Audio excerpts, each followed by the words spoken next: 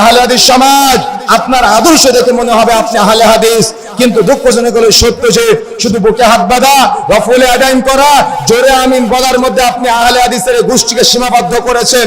আপনার পরিবারে 100% পর্দা নাই, আপনার পরিবারে সুদের সরাসরি, আপনার পরিবারে ঘুষের সরাসরি।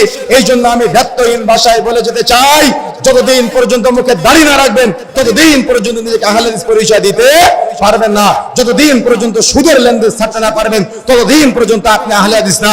যতদিন পর্যন্ত ঘুষের লেনদেন ছাড়তে না পারবেন ততদিন পর্যন্ত আপনি আহলে হাদিস না।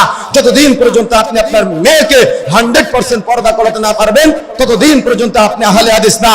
যতদিন পর্যন্ত আপনি আপনার ছেলেকে এই সিগারেটের নেশা, জর্দার নেশা, মাদকের নেশা থেকে বের করতে না পারবেন ততদিন পর্যন্ত আপনি আহলে হাদিস না। দেখি কি আপনাকে আহলে হাদিস প্রমাণ করতে পারে। এমনিতেই চলতেছে, বাপ দাদার আমল থেকে একটা নাম পেয়েছে আহলে হাদিস।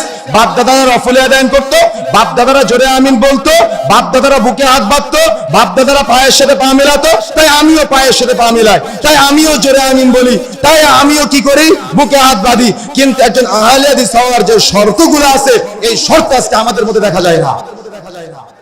এই জন্য প্রিয় বন্ধুরা আমার,